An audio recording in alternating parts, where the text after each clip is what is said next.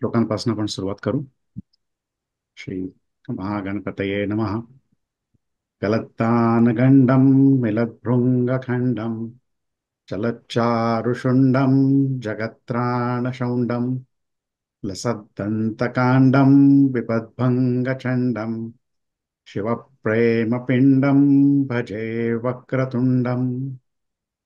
अहं निर्विकल्पो निराकाररूपो विभुर्व्याप्य सर्वत्र सर्वेन्द्रियाणां सदा मे समत्वं न मुक्तिर्न बन्धः चिदानन्दरूपः शिवोऽहं शिवोऽहम् चिदानन्दरूपः शिवोऽहं शिवोऽहम् गुरुर्ब्रह्मा गुरुर्विष्णु गुरुर्देवो महेश्वरः गुरुः साक्षात् परब्रह्म तस्मै श्री गुरवे नमः.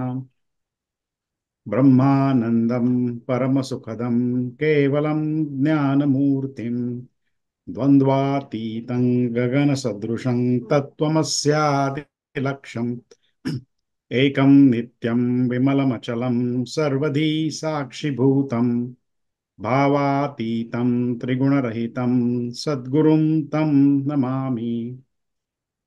सद्गुरुनाथ महाराज की जय. जय जय रघुवीर समर्थ. आजचा सेशन सुरू करताना आज अलकाताईंची आपण आधी ओळख करून घेऊ.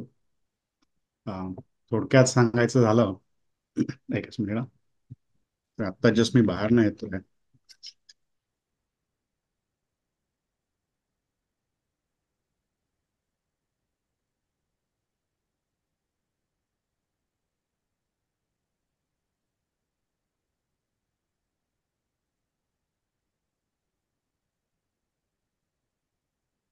मनाच्या आहार आणि विचार या मालिकेअंतर्गत अलकाताई आज आपल्याशी अनेक गोष्टींविषयी बोलणार आहेत. अलकाताई, तुम्ही त्यांच्या आपल्या मेडिटेशन ग्रुपमध्ये त्यांची आज लेक्चर्स ऑलरेडी ऐकली असूही शकतील. पण आजचा विषय आपला फोकस्ड आहे परमार्थ मार्गाच्या दृष्टीने. सो त्या दृष्टीने अलकाताईंची ओळख करून देताना, she is a registered clinical herbalist with American Herbalist Guild.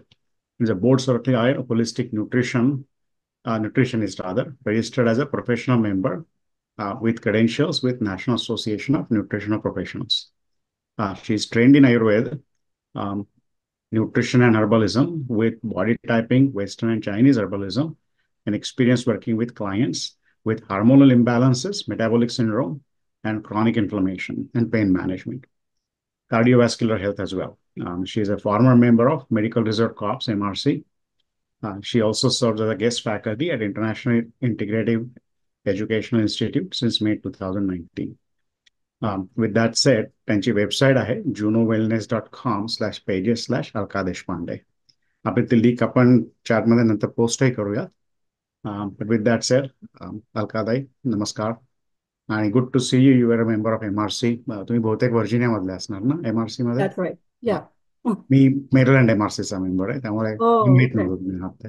Okay, okay. Okay, over to Um, you. So सर्वप्रथम BMMच्या फिलॉसॉफी ग्रुपचं खूप खूप आभार आणि विशेष आभार रेखाताई इकडे असतील तर रेखाताई देवधर, ज्यांच्यामुळे रादर ही संधी मला मिळाली. त्यांच्यामुळे रादर मला या ग्रुपचा पण बऱ्यापैकी माहिती होतं की आहे, पण या ग्रुपचा काय स्पेशली रोल आहे, काय तुम्ही करता हे सगळं, कारण आम्ही मेडिटेशन सेल्फ केअरचा ग्रुप चालवतो गेले 2 वर्ष, हा तिसरं वर्ष आहे आमचं.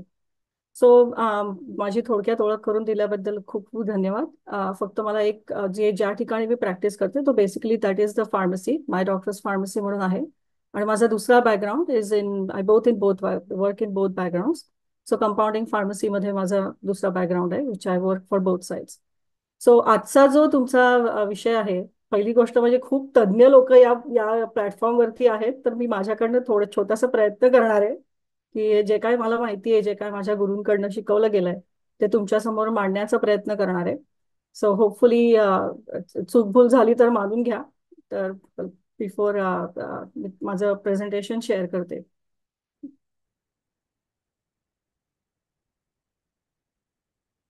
दिसतंय का तुम्हाला?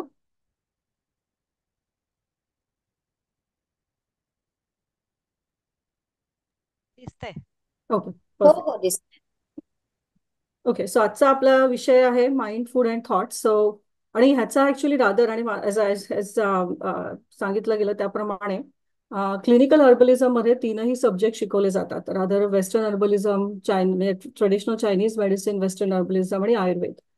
सो माझी स्पेशालिटी मी जी तयार केली ती बेसिकली वेस्टर्न सॉरी आयुर्वेदामध्ये होती, कारण ते आपली रूट्स आहेत रादर, कारण ते जास्त समजलं जातं आपल्याला. आणि माझ्या प्रॅक्टिसमध्ये पण मी जास्तीत जास्त आयुर्वेदिक औषधांचा उपयोग करते किंवा आयुर्वेदिक टेक्निक्सचा वापर केला जातो. सो नेहमी सांगितल्याप्रमाणे की हे जे प्रेझेंटेशन आहे तो स्ट्रिक्टली एज्युकेशनल पर्पजेससाठी वापरा.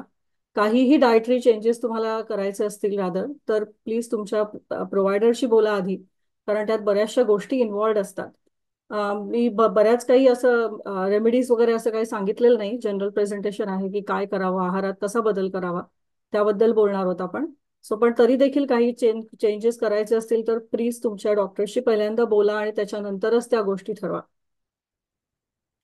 ओके, सो आता सुरुवातीला एक 5-10 मिनिटं आपण पटकन बघूया की आयुर्वेद काय आहे, त्याचं सायन्स कसं असतं, आपल्या मनाची उत्पत्ती कशी झाली, रादर आपलं कनेक्शन कसं असतं मनाचं आपल्या शरीराशी कनेक्शन काय आहे, त्याचे गुण काय आहेत, ते सगळं आपण क्विकली बघू आणि त्यानंतर आहारामध्ये जाऊ की आहाराचा वापर कसा केला जातो.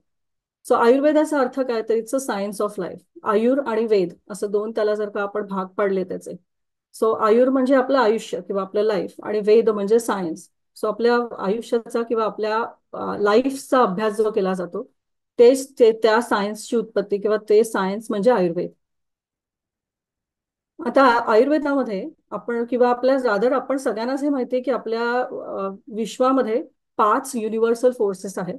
बरेच फोर्सेस पैकी 5 स्ट्रॉंग किंवा ज्याला प्रायमोरियल फोर्सेस आपण म्हणतो, ते 5 अशा शक्ती आहेत की ज्यांचा प्रादुर्भाव आपल्या सगळ्यावरती असतो. म्हणजे आपल्या वातावरणामध्ये असतो, आपल्या दिवसाच्या दिनचर्येवरती असतो, आणि आपण त्या 5 तत्वांनी बनलेलो आहोत.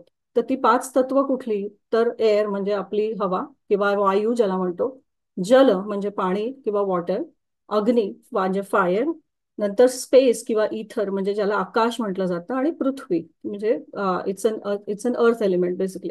सो ह्या 5ही एलिमेंट्सचा प्रभाव म्हणजे या 5ही एलिमेंट्स मधनच आपण बनलेलो आहोत. आपली प्रवृत्ती किंवा आपली जी निर्मिती झाली आहे ती या 5 एलिमेंट्स मध्येच झालेली आहे. सो ही पंचमहाभूत आपल्या शरीरामध्ये त्यात वास करत असतात रादर, किंवा प्रत्येक अवयवांवरती त्या पंचमहाभूतांचा प्रभाव असतो किंवा पकड असते. आता ही जेव्हा पंचमहाभूत एकत्र येतात किंवा त्याचं जेव्हा कंडेन्सेशन होतं, त्या कंडेन्स होऊन त्याचे 3 दोष तयार होतात. तर ते तीनही दोष आपल्याला माहिती आहेत. आपण त्या रादर त्या भूमीमधनं आलोय किंवा भारतातनं आलोय, आणि आयुर्वेद हा भारतामध्ये प्रत्येक माणसामध्ये तुम्हाला आपल्या प्रत्येकाला ह्याच्याबद्दल माहिती असते, किंवा आपले आजी आजोबा, आपले पणजोबा पिढ्यानपिढ्या या गोष्टी चालत आल्या आहेत. तर या 3 दोषांमध्ये तिसरे 3 दोष कुठले, तर वात, पित्त आणि कफ. आता आपल्या स्वतःच्या सगळ्यांच्या शरीरामध्ये हे 3ही दोष असतात. वाताचा दोष असतो, पित्त असतं, कफ असतं. परंतु त्याचा प्रत्येक शरीरामध्ये वेगवेगळ्या प्रकारचं पर्सेंटेज असू शकतं. म्हणजे एका शरीरामध्ये वाताचा प्रभाव जास्त असेल तर दुसऱ्या शरीरात कदाचित पित्ताचा प्रभाव जास्त असेल. आणि त्यानुसार रादर आपली प्रकृती ठरते, जी आपण जन्माला येताना झालेली असते, किंवा जन्माला येताना ती प्रकृती आपण घेऊन येतो. आता प्रकृतीपासून तुमची विकृती तयार होत असताना, म्हणजे जेव्हा आपण प्रकृती ही आपली ज्या प्रकारचं आपण जन्माला येणारा जो आपली ब्लूप्रिंट आहे ते घेऊन आलेलो असतो. मग आपण खातो काय, आपण वागतो कसे, आपली दिनचर्या कशी, रादर आपले विचार कसे, या सगळ्यावरनं आपल्या दोषांची वृद्धी किंवा लोप होत असतो. म्हणजे आयदर इन्क्रीज और डिक्रीज ऑफ द दोषास. आता आपण क्विकली बघणार आहोत की ते कसं त्याचे गुण कुठले आणि कसं त्याचा प्रभाव आपल्या शरीरावरती असतो, आणि मग तो अन्नाशी कसा निगडित आहे. तर हे 3 दोष आपल्या सगळ्यांमध्ये आहे. ते बघण्याची किंवा ते अनालाइज करण्याची एक वेगळी पद्धत असते, जेव्हा तुम्ही ते तुमच्यातले दोषवृद्धी कशी झाली आहे, काय झाली आहे, आणि मग ती बॅलन्स कशी करायची, याचं प्रत्येक एक सायन्स आहे. तेच आयुर्वेद तुम्हाला शिकवतं. सो बेसिकली आयुर्वेदामध्ये तुम्ही डिझिजेसची किंवा रोगांची डील करण्यापेक्षा आपण असं म्हणू की आयुर्वेद हा तुम्ही काय आहात ते परत मूळ प्रवृत्तीवर आणण्याचं काम हे आयुर्वेद करतो, की तुम्ही तुमच्या प्रकृतीप्रमाणे कसं वागलं पाहिजे हे तुम्हाला आयुर्वेद शिकवतो.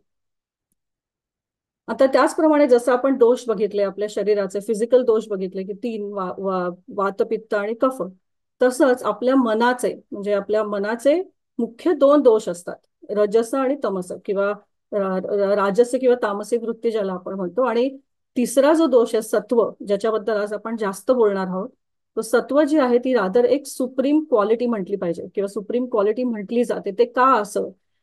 बऱ्याचशा लिटरेचरमध्ये आपण बघतो की हे तीन दोष मानले जातात, रजस तमस आणि सत्व. परंतु आपल्या एकंदरीत जेव्हा आपण आयुर्वेदिक लिटरेचर्स बघतो, काही स्पेसिफिक लिटरेचरमध्ये ही सुप्रीम क्वालिटी अशी मानली जाते किंवा तो गुण असा मानला जातो. आता आपल्या हिंदू फिलॉसॉफीमध्ये, हे तर आपल्या म्हणजे तुम्ही फिलॉसॉफी ग्रुपमध्ये असल्यामुळे आय एम शुअर की 100% everybody knows about this. So 6 philosophies आहेत, 6 तत्वज्ञान किंवा दर्शन सांगितले गेले आहेत. त्याच्यामध्ये संख्या दर्शन, न्याय दर्शन, वैशेषिका, मीमांसा, योग आणि वेदांत, हे 6 त्याची दर्शन किंवा तत्वज्ञान आहेत. आता या 6 तत्वज्ञानांपैकी आयुर्वेद हे संख्या तत्वज्ञानातनं बाहेर किंवा संख्या दर्शनामधनं उत्पन्न झालेला आहे. तर संख्याचा अर्थ काय होतो? तो सान म्हणजे सत्व किंवा ज्याला आपण काय म्हणतो सत्य, आणि ख्या म्हणजे रिअलाइज किंवा जाणीव. जेव्हा सत्याची जाणीव करून देण्याचं जे शास्त्र आहे किंवा जे दर्शन आहे ते म्हणजे सांख्य दर्शन किंवा सांख्य शास्त्र. आणि त्याच्यातनं आयुर्वेदाची उत्पत्ती झालेली आहे, जे आपल्याला आपल्या जीवनाचं खरं सार शिकवतं, जे जीवनाचं ट्रूथ ऑफ लाईफ शिकवतं की आपण आपलं जीवन म्हणजे काय, आपण कसं वागलं पाहिजे. ते जेव्हा एखादा माणूस जन्माला येतो तो नंतर त्याचा मृत्यू असतोच, कोणी अमर नाहीये. पण ह्या पूर्ण लाईफ सायकलमध्ये आपण कसं जगायला हवं, कुठल्या क्वालिटीज घेऊन आपण जन्माला आलोय आणि त्या क्वालिटीज वरती आपण कसं काम करायला हवं. हळूहळू एका पर्टिक्युलर स्टेजमध्ये आपल्या वेगवेगळ्या अवस्था असतात आपल्या आयुष्याच्या. आपली बाल्यावस्था असते, आपली पौगंडावस्था असते, आपली ज्याला आपण अडल्टहुड म्हणतो म्हणजे आपली एक मॅच्युअर्ड अवस्था असते. आणि त्यानंतर शेवटी आपण हळूहळू जेव्हा वृद्धावस्थेकडे जायला लागतो, तर वृद्धावस्थेमध्ये आपण कसं वागावं, हळूहळू त्या टू गेट इझियर टुवर्ड्स, आपण जेव्हा एखाद्या परत विश्वामध्ये लीन होणार असतो, त्या विश्वामध्ये लीन होताना आपण कुठल्या गोष्टींचा वापर करायला हवं, कसं वागायला हवं. आपल्याकडे वानप्रस्थाश्रमाला खूप महत्व आहे. तर ते वानप्रस्थाश्रम कसं अचीव्ह करायचं, त्याच्यामध्ये काय गोष्टी कराव्यात, काय करू नयेत, काय सोडावं आणि काय घ्यावं, ह्या सगळ्या ज्या गोष्टी आहेत ह्या आयुर्वेदामध्ये हळूहळू शिकवल्या जातात, रादर डिटेलमध्ये दिलं गेलेलं आहे. आता आपण समजा विचार केला की ही रादर या विश्वाची निर्मिती जेव्हा झाली किंवा आपण कसे घडलो, कारण ह्याचं कनेक्शन हे आपल्या बुद्धीशी येतं किंवा आपल्या मनाशी येतं. तर आपण कसे घडलो, तर पूर्व ज्याचे सगळ्यात इनिशियल, ज्याला आपण एक अनसीन क्वालिटी म्हणतो किंवा अनसीन एखादी एनर्जी म्हणतो, ते म्हणजे काय, तर पुरुष, ज्याला शेप नाहीये कुठल्याही प्रकारचं, इट्स शेपलेस आणि there is no active participation from that energy. म्हणजे त्या एनर्जीचं कुठलंही, फक्त एकाच पुरुष एनर्जीला समजा समजा आपण एक धरलं तर त्याच्यापासनं कुठल्याही गोष्टीची क्रिएशन होणं शक्य नाहीये. मग अशा वेळेला त्याला एका एनर्जीची किंवा ज्याला आपण म्हणतो ना एका स्ट्रॉंग कायनेटिक एनर्जीची जरुरी असते किंवा रादर जरुरी होती, ज्याच्यामुळे ते सुरुवात झाली, आपल्या विश्वाची सुरुवात झाली. तर ते कुठलं, तर ती प्रकृती. तर प्रकृती ही फेमिनाईन एनर्जी मानली जाते आणि पुरुष ही मेस्क्युलाईन एनर्जी मानली जाते किंवा ज्याला आपण शिवशक्ती म्हणतो. त्या शिवशक्तीच्या एकत्रीकरणानंतर तयार झालेली ही पृथ्वी आहे. तर त्यापैकी प्रकृती ही प्रायमोडियल विल, क्रिएटिव्ह आणि फेमिनाईन एनर्जी आहे, जी क्रिएटिव्हिटीचं काम करते, जी त्या विश्वाची निर्मिती किंवा निर्मिती भाग क्रियेमध्ये तिचा सगळ्यात जास्त भाग असतो. तर ती आहे ती त्याला म्हणतात प्रकृती. आता जेव्हा महद म्हणजे काय, ह्याच्यापुढे प्रकृतीच्या पुढची स्टेप आली ती महद. महद म्हणजे काय, तर जेव्हा पुरुष आणि प्रकृती एका एकत्र येऊन एक जेव्हा आपल्या कॉन्शियस म्हणजे ज्याला आपण म्हणतो ना जाणीवतेची जाणीव तयार होणं किंवा एक निर्मितीची जाणीव तयार होणं, तर ते जे फर्स्ट एक्सप्रेशन निर्मितीचं आहे किंवा जी निर्मिती तयार होते त्याला आपण म्हणतो महत. म्हणजे हा सुप्रीम इंटेलिजन्स आहे, ज्याच्यामध्ये आपण आपलं कनेक्शन हे डायरेक्टली युनिव्हर्सशी कनेक्ट करू शकतो आणि हा सगळ्यांमध्ये असतो. सो कोणी नाहीये की ज्याच्यामध्ये महद किंवा सुप्रीम इंटेलिजन्स नाही. कारण आपण ह्या पंचमहाभूतांपासून या विश्वातनच तयार झालेलो आहोत, या विश्वाचाच भाग आहोत. जस्ट बिकॉज आपल्याला एक फिजिकल कॅरेक्टरिस्टिक्स आहेत किंवा एक फिजिकल आपल्या स्वतःची आकृती आहे, म्हणून आपल्यामध्ये हा सुप्रीम इंटेलिजन्स नाही असं नाही. आपण त्याच्यापासूनच तयार झालेलो आहोत आणि हा प्रत्येकामध्ये असतो. प्रत्येकामध्ये त्याचं कमी जास्त प्रकारचं देवाणघेवाण चालू असते. सो महत is always there. It's a creation, it's a first expression of creation. आता प्राण म्हणजे काय पुढे जाऊन, तर जेव्हा ही सुप्रीम क्वालिटी किंवा ज्याला आपण सुप्रीम इंटेलिजन्स म्हणतो, जे महद आहे, तो जेव्हा वेन इट स्टार्ट फ्लोईंग, म्हणजे जे आपल्या पेशींट मधनं जेव्हा त्याची एखाद्याची निर्मिती झाल्यानंतर जे फ्लो व्हायला लागतो, किंवा जी जी एकमेक त्या सेल्समध्ये जी पळायला लागते, किंवा त्याच्यातनं वाहायला लागते, त्याच्यामधनं एक लाईफ फोर्स तयार होतो, म्हणजे ज्याला आपण बीट्स म्हणतो ना, ज्याच्यामुळे आपण जीवात जीव आला, ज्याला ही आपण फ्रेज वापरतो. तर जीवात जीव म्हणजे काय, तर त्याच्यात तुमचा प्राण ओतणं, त्याला म्हणतो ना प्राण येणं, ज्याच्यामुळे आपण फिजिकली ज्या काही गोष्टी करू शकतो, जेव्हा फिजिकली आपण तयार होतो, तर ते दॅट इज नथिंग बट प्राण. सो जेव्हा हा फ्लो सुप्रीम फ्लो त्याच्यातनं जात असतो, तेव्हा तो प्राण तयार होणं किंवा प्राणाची निर्मिती होणं असं म्हणतो. आता पुढे येतो तो अहंकार. सो महद आणि प्राण सगळ्यांमध्येच झाला, सगळ्यांमध्येच असतो. पुढची जी स्टेप आहे, त्याच्या त्याच्या पुढची येणारी स्टेप ही अहंकाराची.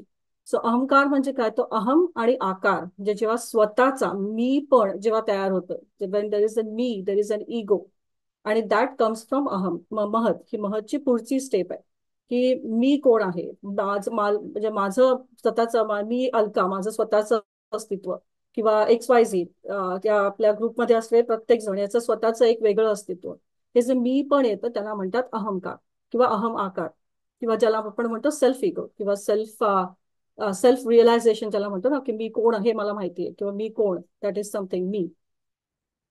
आता महद आणि बुद्धीमध्ये खूप मोठा फरक आहे, ज्याला आपण म्हणतो महद आपल्या, ॲज अ सेड, की आपल्या सगळ्यांमध्ये ते प्रेझेंट असतं. Everybody has that supreme intelligence, everybody comes with that supreme intelligence. पण वेन महत फर्दर फॉर्म्स बुद्धी, त्याचा जो पुढचा भाग, महतच्या नंतर अहंकारानंतरची पुढची जी स्टेज येते ती म्हणजे बुद्धी.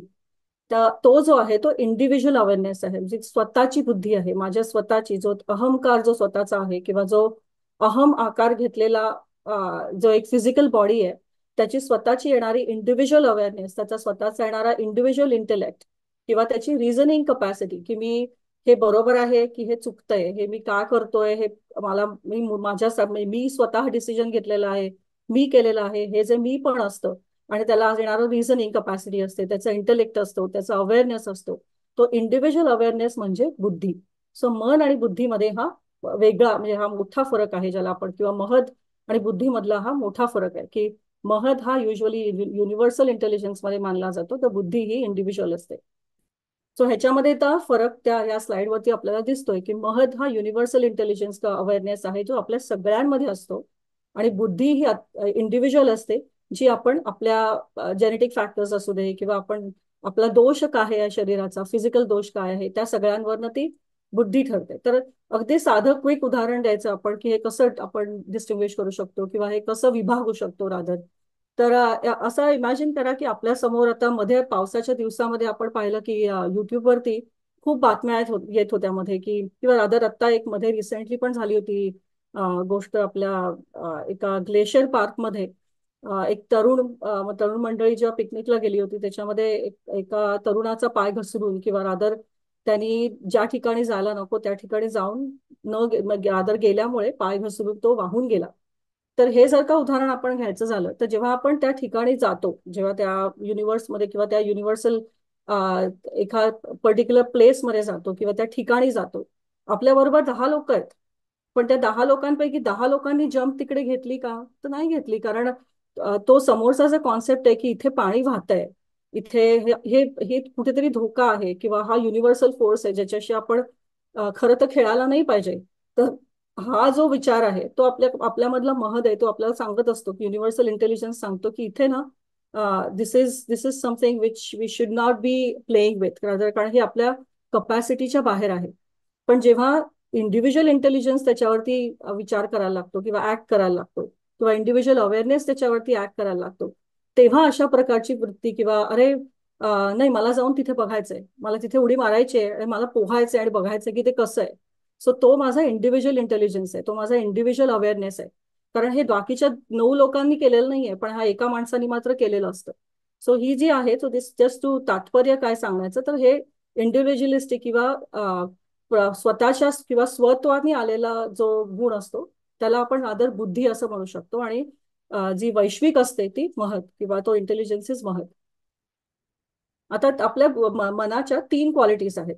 आपण बघितलं की रजस, तमस आणि सत्व हा आपण गुणापेक्षा आपण सॉरी क्वालिटीपेक्षा रादर किंवा दोषापेक्षा आपण गुण मानतो. तर हे तीन जी युनिव्हर्सल क्वालिटीज तयार होतात किंवा तीन गुण तयार होतात, तर ते कशामुळे होतात? तर जेव्हा ते मुव्हिंग प्राणाचा जेव्हा मुव्हिंग रिदम आतमध्ये चाललेला असतो किंवा जेव्हा जेव्हा तो फिरत असतो आतमध्ये, तर त्याची आपला जो कॉन्शियसनेस आहे, ती कॉन्शियसनेस आपल्या तीन प्रकारामध्ये विभागला जातो. तो हा जो आपल्या ज्या मनाची जी ते गुण आहेत ते तीन वेगळ्या वेगळ्या प्रकारांमध्ये विभागले जातात. त्याच्यात रजस, तमस आणि सत्व हे तीन गुण असतात. आणि असे अगेन ॲज आय सेड की तीनही गुण आपल्या सगळ्यांमध्ये असतात. हे आपण तीही क्वालिटी जसं पाच दोष घेऊन पाच तत्व काय म्हणतात तत्व घेऊन येतो किंवा तीन दोष घेऊन येतो, तसे हे तीन गुणही आपल्यामध्ये असतात. मग ते आपण कसे डेव्हलप करायचे किंवा रादर कुठला गुण आपल्यामध्ये आहे हे समजून त्या गुणाला कसं कंट्रोल करायचं, हे मात्र आपल्यावरती असतं की आपल्याला कुठला गुण कुठल्या पर्टिक्युलर स्टेजमध्ये डेव्हलप करायचा आहे. हे आपण आपल्या पद्धतीने डेव्हलप करतो. किंवा मग त्याच्यामध्ये आणि त्याच्यात आहाराचं सगळ्यात मोठं महत्व आहे. विचार तर आहेच, म्हणजे तुम्ही तुमचं तत्वज्ञान आहे, तुमचे विचार आहेत, तुम्ही जनरली वागता कसे, तुमची लाईफस्टाईल कशी, हे तर त्याच्यामध्ये 100% त्याचा फरक पडतो. परंतु आहाराचा खूप मोठा भाग या या सर्वांमध्ये किंवा ज्याला म्हणतो ना आपण की ते आपण घडतो ते त्या आहाराने घडतो. तर ते कसं ते आपण पाहू पुढे. तर आपण या तीन प्रॉपर्टीज बघूया की सत्व म्हणजे काय, रजस म्हणजे काय, तमस म्हणजे काय, याचा अर्थ काय. तर सत्व म्हणजे काय, तर आपली प्रॉपर ऍक्शन, म्हणजे आपल्याला माहिती असतं की हे बरोबर आहे आणि हे बरोबर नाही. हे जे युनिव्हर्सल प्रॉपर ऍक्शन असते की जे सगळेच लोक विचार करू शकतात त्याचा, की ते आपले हे करणं किंवा एखाद्या माणसाला न दुखवणं. एखाद्या माणसावरती आपल्याला माहिती की त्या समोरच्या माणसाने आपल्याला एक्स वाय काहीतरी असं जे आपल्याला न आवडलेली गोष्ट बोलली, पण त्यावेळेला कुठल्या प्रकारे त्या माणसाला उत्तर देणं, मग रागावून उत्तर देणं, त्याच्या दोन थोबाडीत मारणं, की आपण शांतपणे राहून त्याला वेगळ्या भाषेमध्ये समजावून सांगणं, हे जे आहे त्या प्रॉपर ऍक्शन्सला किंवा एसेन्स ऑफ गुडविल ज्याला म्हणतो, की आपण कसं वागायचं, हा जो गुण असतो तो सत्वाचा गुण आहे. आणि it is said it's considered to be the foundation of spiritual purpose. जेव्हा आपण आपल्या वैश्विक एनर्जीशी कनेक्ट करायला, जी आपण ज्याच्यातनं आपण ओरिजिन झालोय, ज्याच्यातनं आपण तयार झालोय किंवा निर्माण झालोय, त्या वैश्विक एनर्जीला जेव्हा आपण कनेक्ट करायचा प्रयत्न करतो, तो म्हणजे काय, तर स्पिरिच्युअल पर्पज. स्पिरिच्युअल म्हणजे काय, आपण कोण आहोत हे समजून घेऊन आपल्या आत्म्याशी आपल्या विश्वास, म्हणजे ज्याच्यातनं आपण ओरिजिन झालो त्या ओरिजिन बरोबर परत कनेक्ट करणं. दिस इज द स्पिरिच्युअल पर्पज, की आपण कोण आहोत हे फक्त समजून घेणं. आपलं इतकं मोठं विश्व समजून घेणं अतिशय कठीण आहे. आणि ॲज आय सेड की आता आपल्याकडे खूप मोठे मोठे तत्वज्ञानी होऊन गेलेत, रादर आहेत, शेअरही करतात.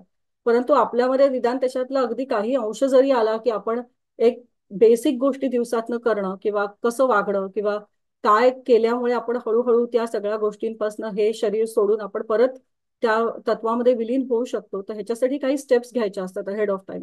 So that's a foundation for that spiritual purpose. तर ते आहे, ते जे येतं ते सत्व. तर रजसचा अर्थ काय, तर रजस म्हणजे किंवा राजस ज्याला आपण म्हणू शकतो, ते प्रिन्सिपल ऑफ मुवमेंट आहे, तो चेंज आहे, ती एक्साइटेबिलिटी आहे. आणि खरं सांगायचं घडत तर हे जे तीनही गुण आहेत ते आपल्या लाईफ सायकलमध्ये किंवा आपल्या जी आपली पूर्ण जीवनाचं जे सायकल आहे किंवा जीवनामध्ये घडणारी जी आपली जी पूर्ण क्रिया आहे, त्याच्यात प्रत्येक त्या स्टेजमध्ये किंवा प्रत्येक स्टेपमध्ये किंवा त्या प्रत्येक त्या परिस्थितीमध्ये जेव्हा आपण असतो, म्हणजे लहान मुलं असतं, मग ते तरुण होतं, त्या तरुण वेळेला जर तुम्हाला आवश्यक असलेला रजस गुण हा तेव्हा हवाच. कारण ती मुवमेंट, ती चेंज, ती एक्साइटेबिलिटी तुम्हाला असली पाहिजे, कारण तेव्हाच तुम्हाला काम करण्याचा उत्साह असतो.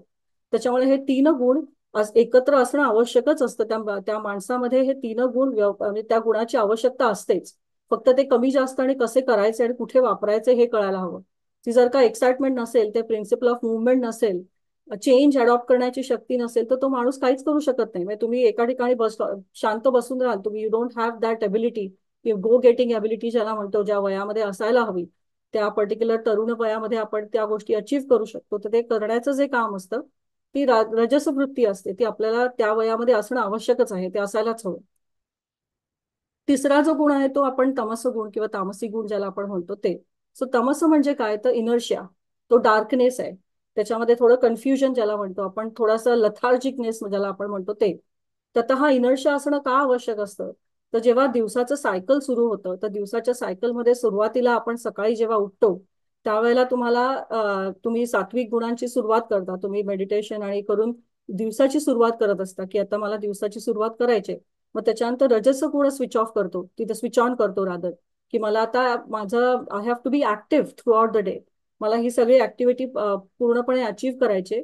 आणि त्यानंतर सगळ्यात रात्री शेवटी त्या तामस गुणाला, सॉरी, त्या रजस गुणाला शांत करण्यासाठी जो आवश्यक असतो तो म्हणजे तामस गुण.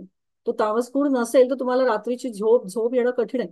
त्या माणसांमध्ये सतत ऍक्टिव्हिटी, सतत विचार हेच चालू जर का असेल आणि तामसिक गुण जर का तेवढे एवढा आवश्यक आहे त्याला शांत करण्यासाठी तो नसेल, तर people will just continue staying awake at night. म्हणजे ते रात्री ते जागेच राहतात. असे बरेच पेशंट्स किंवा क्लायंट्स आमच्याकडे येतात की जे फार्मसीमध्ये तर रादर आम्ही खूप बघतो की ज्यांचे त्या स्पेशली काही मेडिकेशन्समध्ये लोक असतात, तर त्यांनी पण त्याच्यामध्ये फरक होत असतो. पण तिथे ते कुठेतरी थांबणं आवश्यक असतं. मग त्यासाठी वेगवेगळा आहार सांगितला जातो, दिनचर्या सांगितली जाते. तर हे तीनही गुण एकमेकांना कनेक्टेड असतात, एकमेकांना आवश्यक असतात रादर. आता इन जनरल टर्म्स जर का सांगायचं झालं तर सत्व ही ज्ञान शक्ती आहे, आपली एनर्जी ऑफ कॉग्निशन आहे, ज्याला आपण ज्याच्यातनं आपण ज्ञान घेतो, ती आपली सत्वाची शक्ती. रजस ही आपली क्रियाशक्ती आहे, ज्याच्यामध्ये एनर्जी ऑफ ऍक्शन असते, क्रिएटिव्हिटी असते. आपण काय करतोय, आपण काय करायला पाहिजे रादर, आपल्या आपल्या आयुष्याचा एम काय आहे त्या काळातला, ते ही जी आहे ती क्रियाशक्ती. आणि शेवटी आहे ती द्रव्य शक्ती, ज्याला आपण म्हणतो की एनर्जी ऑफ मटेरियल मॅटर. म्हणजे अगदी सिंपल फिजिक्सच्या टर्म मध्ये सांगायचं झालं तर सत्व ह्याला आपण म्हणू पोटेन्शियल एनर्जी, रजस याला म्हणू आपण कायनेटिक एनर्जी, आणि तमस याला म्हणू आपण इनर्शिया. सो ह्या तीनही एनर्जीज त्या एखाद्या वस्तूची मुवमेंट करण्यासाठी आवश्यक असतात. त्याचा इनर्शिया तेवढाच महत्वाचा आहे, त्याची पोटेन्शियल एनर्जी तेवढीच महत्वाची, आणि त्याची कायनेटिक एनर्जी ही तेवढीच महत्वाची आहे. So all the three of them म्हणजे सत्व, रजस आणि तमस गुण हे तीनही आवश्यक आहेत. पण ते किती क्वालिटीज मध्ये आणि कसे असावेत, परत त्याच्या दोष येतात, त्या दोषांच्या बरोबर या तीनही गुणांचा कसा संबंध आहे हे महत्वाचं आहे. आता चरक संहितेमध्ये सत्व हा दोष नाही सांगितला गेलाय, रादर त्याला एक सुप्रीम क्वालिटी किंवा एक अतिउच्च कोटीचा गुण सांगितला गेलाय आपल्या मनाचा. कारण त्याची डेव्हलपमेंट किंवा त्याची उत्पत्ती किंवा त्याचं आपण ज्याला म्हणतो ना की त्याचं योग्य प्रकारे त्याची नर्चरिंग किंवा त्याचं योग्य प्रकारे पोषण आणि त्याची वृद्धी आपण करू शकतो एका पर्टिक्युलर प्रकारचं अन्न आणि जीवनशैली जेव्हा आपण बदलतो त्यावेळेला तो सत्वगुण आपल्यामध्ये डेव्हलप करण्याची आपली कपॅसिटी असते. आपण ते व्यवस्थित करू शकतो, म्हणजे आपल्याला अगदी सहज शक्य असतं. तेच आपलं जर का रजस आणि तमस गुणांचा विचार केला तर त्या दोनही गुणांमध्ये जेव्हा वृद्धी होते किंवा लोप होतो तर त्यावेळेला युजली आपल्या शरीरावरती चांगले वाईट परिणाम होत असतात. तर तसं या सत्वगुणांचं नाही. त्या सत्वगुणाचा परिणाम जेव्हा तो गुण वाढतो त्यावेळेला त्याच्यातनं हानी काही नाहीये. रादर ते जे काय होईल तो फायदाच होतो. त्या पूर्ण गोष्टींमधनं येणारा फायदा हा जास्त आहे, म्हणून त्याला सुप्रीम क्वालिटी म्हटली जाते, rather than considering that as a दोष किंवा त्या दोषांच्या बरोबर वातपित्त कफाबरोबर त्याला कनेक्ट न करता एक सुप्रीम क्वालिटी म्हणून त्याला किंवा त्याची अतिउच्च प्रकारचा गुण म्हणून समजला जातो. आता जसं आम्ही म्हटलं की सत्व जेव्हा वाढायला लागतं, जेव्हा इन्क्रीज व्हायला लागतं किंवा सत्व गुण जेव्हा वाढतो, योग्य प्रकारचा आहार, विचार, योगाची योग ध्यान म्हणजे ध्यानधारणा असेल किंवा मेडिटेशन प्रॅक्टिसेस असतील, हे जे सगळे वेगवेगळ्या लाईफस्टाईल आहेत त्याच्यामुळे पर्सन एखाद्या माणसामध्ये काय फरक पडू शकतो, तर त्याची बुद्धी तल्लख होणं, स्पिरिच्युअलिझम वाढणं किंवा त्याची कनेक्टिव्हिटी आपल्या युनिव्हर्सशी की इंटेटिव्ह पॉवर्स वाढणं, जास्त अवेअरनेस असणं की कोणाला म्हणजे एखाद्या परिस्थितीचा अवेअरनेस असणं, आणि health health is very important की हेल्थच्या बरोबर तुम्ही कसे म्हणजे तुम्ही जास्तीत जास्त हेल्थी कसे राहू शकता, हे सगळं त्या सत्व ज्ञानामधनं किंवा सत्वाचा गुण इन्क्रीज झाल्यानंतर होतं. आता जेव्हा रजस गुण त्याच प्रकारे, आता आपण कम्पेअर समजा केलं की रजस आणि तमस गुण वाढल्यानंतर होणारे काय गोष्टी असतात, तर रजस गुण वाढल्यानंतर it can lead to the greediness. खूप इम्पल्सिव्ह बिहेवियर तयार होतं, कारण रजस कायनेटिक एनर्जी आहे. It's like a creativity, it's an action. तर तो माणूस असा खूप ज्याला म्हणतो ना आपण की गो गेटर, मला सतत सतत सतत सतत काम काम काम काम ह्या ज्या गोष्टी, किंवा खूप असं अग्रेसिव्ह बिहेवियर तयार होणं की हे नाहीच मिळालं तर तो खूप रेस्टलेस होणं, हे जे सगळ्या गोष्टी आहेत ह्या रजस गुण वाढल्यानंतर होणाऱ्या गोष्टी आहेत. त्याचबरोबर जेव्हा तामसी गुण एखाद्या माणसामध्ये वाढतो त्यावेळेला बरोबर उलटा प्रकार आहे, ज्याच्यामध्ये इग्नोरन्स असतो. म्हणजे तो माणूस तुम्ही कितीही त्याच्या पुढे डोकं फोडा, कितीही काहीही करा, पण त्याच्यामध्ये काही चेंज होणार नाहीये, तो आहे तसाच लेथार्जिक, शांत. शांत म्हणजे त्या सात्विक गुणासारखा शांत नाही, पण अति आळशी ज्याला आपण म्हणू ना, तो स्लीपी, काही करण्याची त्याच्यामध्ये इच्छा नाही किंवा कुठे इंथुझियाझम नाही. हा जो प्रकार आहे, तामसी गुण, एक्स्ट्रा तामसी गुण जेव्हा तयार होतात किंवा त्याची वृद्धी होते, तेव्हा अशा प्रकारचे तुम्हाला इफेक्ट बॉडीवरती दिसतात. मग त्याला आपण वात, पित्त, कफाशी, त्याच्यात आपण आज जाणार नाही आहोत, तो वेगळा टॉपिक आहे. पण तो त्या वेगळ्या, त्या तीनही गुणां किंवा तीनही दोषांमध्ये कनेक्टेड असतो. त्या तीनही दोषांबरोबर तो कनेक्ट करून मग त्याला योग्य प्रकारे आहार देऊन किंवा योग्य प्रकारच्या औषधी देऊन मग त्याला ते परत बॅलन्सवरती आणलं जातं. आता मी सांगितल्याप्रमाणे की जे आपण अन्न खातो ती तुमची आयडेंटिटी असते. म्हणजे रादर तुम्ही काय कन्झ्युम करता, तुम्ही कशा प्रकारे, कधी, कुठल्या वेळेला, हे सगळं जे आहे ह्याच्यावरती डिपेंड करतं की तुम्ही कसे घडता, तुम्ही कोण आहात. हे सगळं त्या अन्नावरती घडतं. आणि त्याचं कारणही आहे की का असं का आहे, असं म्हणजे खरंच असं काही एक पर्टिक्युलर गोष्ट खाल्ल्यानंतर मी असा बनतो का, तर हो, त्याचं कारण आहे.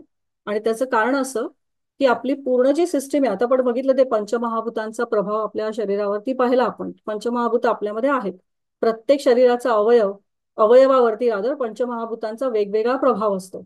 कोणी जास्त प्रमाणात, कोणी त्याच्यावरची सगळ्यात पकड पंचमहाभूताची एखाद्या पर्टिक्युलर एलिमेंटची जास्त असेल आणि दुसऱ्याची कमी असेल. तर ही जी आपलं शरीर जे आहे त्याला आपण म्हणतो की ते सप्त धातूंनी बनलेलं आहे किंवा 7 टिश्यू सिस्टम्सनी बनलेलं आहे. त्याच्यापैकी पहिलं येतं ते रसधातू, रक्तधातू, मांसधातू, मेदधातू, अस्थिधातू, मज्जाधातू, शुक्रधातू. आता त्यापैकी रस म्हणजे रसधातूचा अर्थ काय, तर प्लाझ्मा. म्हणजे आपण जे काही खातो, जे काही अन्न ग्रहण करतो, ते अन्न ग्रहण केल्यानंतर त्याच्यात ते येणारा जो इसेन्स आहे, ज्याला म्हणतो ना आपण की ती अन्नाची जी शक्ती आहे ती प्लाझ्माच्या रूपाने किंवा रसाच्या रूपाने आपल्या शरीरामध्ये पहिली येते. म्हणजे आपण जे सुरुवातीला आपल्या तोंडामध्ये जे आपण टाकणार आहोत तिथून त्या सगळ्या सप्तधातूंची पोषण किंवा त्या सप्तधातूंना पुरवणारा जो प्रकार आहे तो आपल्या अन्नामधनं जातो. ते that is the first thing. That's the first. म्हणजे तो, आणि हा प्रत्येक धातू हा आधीच्या धातूवरती अवलंबून असतो. सो रसधातू हे आपण काय टाकतोय तोंडात, काय खातोय त्याच्यावरती अवलंबून आहे.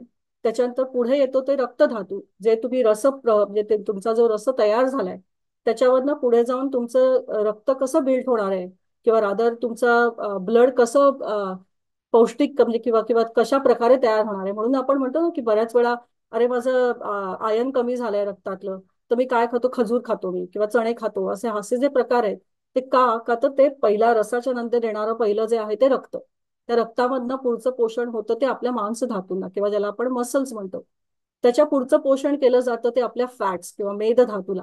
त्याच्याही पुढे जाऊन आतमध्ये म्हणजे असं खोलात आता शिरायचा आपण प्रयत्न केला तर त्याच्या पुढच्या ज्या स्टेपमध्ये तो एक एक दरवाजे उघडतोय. तो पुढचा दरवाजा मेद्याचा उघडून जर का आत मेदधातूचा पुढे गेलो तर अस्थिधातू येतो. आणि अस्थिधातू म्हणजे त्याच्या बोनच्या आतमध्ये जे काही आहे ते पण सगळं. तर त्याच्या पुढचं जे येतो ते मज्जाधातू म्हणजे बोन मॅरो. आणि शेवटी सगळ्यात जे येतं ते शुक्रधातू म्हणजे रिप्रोडक्टिव्ह सिस्टम. म्हणूनच जेव्हा एखाद्या स्पेशली स्त्रियांच्या बाबतीत जेव्हा एखाद्या मुलीची मासिक पाळी सुरू होते किंवा एखाद्या स्त्रीची मासिक पाळी थांबते, तर त्या दोनही वेळेला पहिल्यांदा हे बघितलं जातं की आपण तिथे आहार बदलू शकतोय का. रादर हे सगळ्याच बाबतीमध्ये केलं जातं, पण सगळ्यात महत्वाचा भाग जेव्हा आहाराचा येतो तो ह्या दोन बाजूच्यामध्ये. कारण रिप्रोडक्टिव्ह सिस्टम आपल्या त्या त्या दोनही त्या स्टेजेसमध्ये, कारण बायकांच्या बाबतीत तर 3 महत्वाच्या स्टेजेस आहेत. एक तर मासिक पाळी येणं, त्यानंतरची असलेलं बर्थ एज जे असतं ना, चाइल्ड बर्थ किंवा ज्याला आपण बाळणपण म्हणतो ते, आणि शेवटी तिसरा जो स्टेज असते ती मासिक पाळीची. तर त्यावेळेला तीनही खूप लाईफ चेंजिंग स्टेजेस असतात बायकांच्या बाबतीतल्या. तसं पुरुषांमध्येही आहे, परंतु बायकांच्या बाबतीमध्ये ते जरा जास्त प्रकर्षाने दिसतं किंवा दादर आपल्या सगळ्यांनाच हे माहिती असतं. अनफॉर्च्युनेटली बऱ्याचशा घरांमध्ये पुरुषांनाही कल्पना नसते की बाई कशातनं जाते. आणि बऱ्याच वेळा हेही माहिती असं, हे उलटही असतं की बाईला माहित नसतं की पुरुषांना काय त्रास होऊ शकतो. तर युजली अशा प्रकारचा जेव्हा असा संभ्रम असतो ना, तर त्यावेळेला निदान आपण बेसिक आपल्यामध्ये काय आपल्याला पाहिजे किंवा आपला बेसिक दोष काय आहे किंवा त्या लाईफ सायकल मधनं कोण कसं गेल्यानंतर कशाची वृद्धी किंवा कशाची कमतरता असते एवढं जरी आपल्याला कळलं तरी we are more than enough. म्हणजे तेवढा आहार जरी आपण त्यावेळेला घेतला तरी तुम्हाला काही अगदी डॉक्टर असायची गरज नाहीये. बेसिक गोष्टी माहिती असल्या तरी खूप आहे. आयुर्वेदात बऱ्याच गोष्टी लिहून ठेवल्यात की तुम्ही कशा पद्धतीने राहायला हवं. तसंच आयुर्वेदामध्ये पुढे जाऊन आपण जे जेवण जेवतो, कारण आपण बघितलं की रसधातू हा सगळ्यात महत्वाचा आहे. तर या रसधातूसाठी आपल्याकडे 6 प्रकारचे 6 प्रकारच्या चवी सांगितल्या गेल्या आपल्या जेवणात. राधर जे जेवण आपण घेतो किंवा जे अन्न आपण खातो, तर त्याच्यामधल्या 6 चवी कुठल्या, तर स्वीट म्हणजे मधु किंवा मधुर, सॉवर सावर म्हणजे आम्लचं, सॉल्टी लवण, बिटर तिक्त, ऍस्ट्रिंजंट कषाय आणि पंजंट कटू. तर ह्या ज्या सहा सहा प्रकारच्या चवी आहेत, त्या 6 प्रकारच्या चवींचा आपल्या अन्नामध्ये किंवा आपल्या शरीरावरती वेगवेगळ्या प्रकारचा प्रभाव असतो. तर जेव्हा आपण समजा प्रॉपर प्रपोर्शन बघितलं की त्या ज्या टेस्ट आहेत त्या सगळ्या वेगवेगळ्या, तर ह्याची इंटेन्सिटी आपल्या डेली मील्समध्ये कशी असायला पाहिजे, कारण किंवा रादर कशी हवी किंवा कशी त्याचं महत्व काय आहे. तर स्वीट टेस्ट ज्याला आपण म्हणतो ना, मधुर रस ज्याच्यात आपण म्हटला जातो, तो सगळ्यात लिस्ट पोटंट असतो. म्हणजे त्याची क्षमता ही तीक्ष्ण नसते किंवा तो शरीराला एकदम तीक्ष्ण प्रकारामध्ये आत जात नाही. मॅक्रो न्यूट्रिएंट मध्ये ते हाय असतं, मायक्रो मध्ये नाही. आणि it is good for enhancing the digestion. हे जेव्हा म्हणून आपल्याकडे जेव्हा ताट वाढलं जातं, आपण पुढे बघणार आहोत ते ताट पुढच्या पिक्चरमध्ये, तर त्या ताटामध्ये पहिल्यांदा आपल्याला भात मध्ये असतो सेंटरला, आणि त्याच्यावरती वरण तूप असं वाढलेलं असतं, वरण भात तूप. तर भाताचं महत्वच आहे ते आहे की ते मायक्रोन्युट्रिएंट मध्ये जातं किंवा लिस्ट पोटंट असतं. आणि त्याचा उपयोगच हा आहे की पहिलं ते खाल्ल्यानंतर तुमची जी अन्ननलिका असते किंवा तुमचा जो डायजेस्टिव्ह ट्रॅक असतो, त्याला ते एक प्रकारचं मॉइश्चर देतं, कारण त्याला ती मायक्रोन्युट्रिएंटमुळे ते डायजेशन एनहान्स करण्याचं काम करतं. आणि मग त्यात वरण भात तुपाबरोबर पुढची जी येतो, आपण वरण भात तूप तर घेतलंय मी, पण त्याच्याबरोबर पुढचं आपण काय घेतो, तर लिंबू घेतो आणि लिंबू पिळतो त्यावर. तर ती असते ती सावर टेस्ट. तर ती मोस्ट पोटेंट असते, म्हणजे ज्याला म्हणतात सगळ्यात तीक्ष्ण चव जी ज्याला म्हणतो ना आपण, ती असते. आणि ती छोट्या पोर्शन मध्येच खाल्ली जाते. तर त्या छोट्या म्हणजे लिंबाचा आपण रस समजा अख्ख्या आपल्या एका वाटीच्या वरण भातावरती समजा आपण 2 चमचे लिंबाचा रस घेतला तर ते नाही चालणार, कारण त्या प्रपोर्शन मध्येच त्याला खायला हवं, कारण ती अत्यंत तीक्ष्ण चव असते. आणि हे एक्सलंट असतं डायजेशन प्रमोशनसाठी किंवा डायजेशन तयार होण्यासाठी किंवा तो अग्निद्वीपन म्हणतो ना ज्याला आपण, तर ते करण्यासाठी आतमधल्या. म्हणून ती एका प्रमाणातच घेतली जाते. म्हणून लिंबाची एकच फोड असते आपल्याकडे, आपण 10 फोडी लिंबाच्या तिथे ठेवत नाही ताटामध्ये. दुसरी तिसऱ्या पुढची जी चव असते जी याच्या खालोखाल येते, ती म्हणजे सॉल्टी चव. आता त्या सॉल्टी चवीमध्ये बऱ्याच वेळा तुम्हाला एक सॉल्टी आणि ज्याला पंजंट ते एकत्र केलेलं असतं, ते म्हणजे आपलं लोणचं. त्या लोणचं देखील आपण छोट्या प्रमाणामध्ये दिलेलं असतं. लोणचं हे एका पर्टिक्युलर ठिकाणीच वाढलेलं असतं आणि तेवढंच खायचं असतं. ते वरण भात तूप लिंबू आणि लोणचं असं घेऊन जेव्हा आपण ती सुरुवात करतो, त्यावेळेला आपल्याला डायजेशन इम्प्रूव्ह करण्यासाठी ती पहिली परफेक्ट पोर्शन असतो सुरुवात होण्याचा. म्हणून आपण ज्याला म्हणतो ना, आपली जी थाळी वाढण्याचं किंवा आपलं जे ताट वाढण्याची पद्धत आहे, ती सगळ्यात जी अगदी काही पूर्वकालीपासून चालत आलेलं आहे, पूर्व काळापासून. तर ती त्याला एक पर्टिक्युलर शास्त्र आहे, म्हणून ते त्या प्रकारे वाढलं गेलेलं असतं किंवा त्या प्रकारे रादर ठेवलं गेलेलं असतं आणि तसंच वाढतात. मग त्याच्यानंतर येते ती पंजंट बिटर ऍस्ट्रिंजंट, मग त्या वेगवेगळ्या भाज्यांचे प्रकार येतात. आणि शेवटी ते गोड, म्हणजे जी गोड रस असतो तो.